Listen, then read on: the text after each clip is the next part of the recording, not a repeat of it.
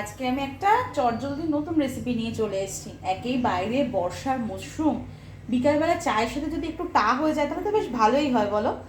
তাই আজকে আমি করতে চলেছি খইয়ের বড়া। তার জন্য আমাকে একটা ভাজা মশলা প্রিপারেশন করে নিতে হবে আগে।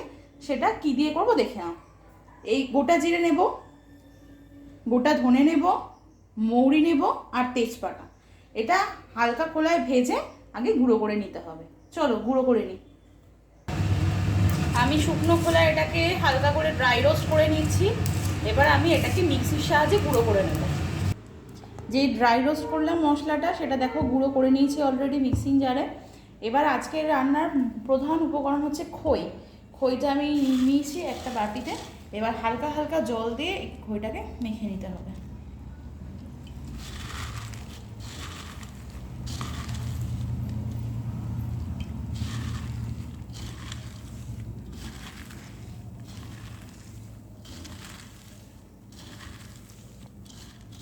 খেয়াল রাখতে হবে একদম যেন নরম না হয়ে যায়, তাই অল্প অল্প করে মেশাবে আর মাখবে।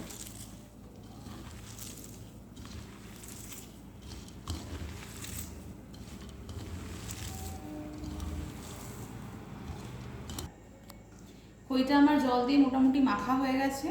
এরপর আমি এর মধ্যে উপকরণগুলো অ্যাড করব। প্রথমে দিচ্ছি গোলমরিচের গুঁড়ো,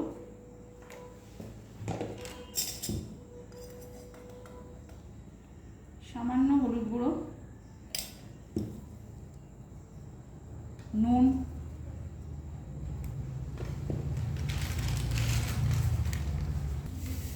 তারপরে দিচ্ছি সুজি,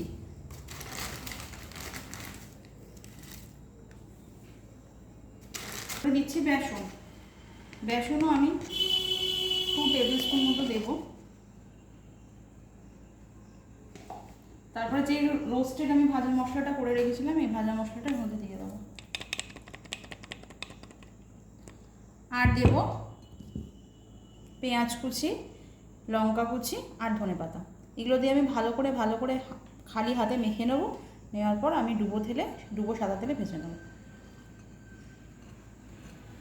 আমার মাখা পুরোপুরি হয়ে গেছে। এবার আমি তোমাদের যেরকম ইচ্ছা তোমরা সেরকম শেপ দিতে পারো। আমি গোল করে একটু চ্যাপ্টা আকৃতির মতো দিয়ে নিচ্ছি, যাতে ভেতরটা ভালো করে ভাজা হয়ে যায়।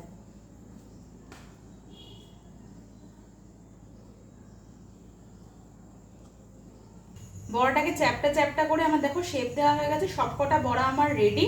এবার আমি কড়াইতে গরম করতে দিয়েছি তেল। সেই তেল গরম হয়ে গেলে আমি একটা একটা করে ছেড়ে দিয়ে ভাজবো। একদম ডিপ ফ্রাই করতে হবে, ঠিক আছে? দেখো তেলে আমি একটা একটা করে দিয়ে দিয়েছি। এরপর আমি দুপাশটা ভালো করে লালচে করে ভেজে তুলে রাখবো। আমার খইয়ের বড়া একদম রেডি। দেখো আমি একদম লালচে লালচে করে ভেজে তুলে নিয়েছি।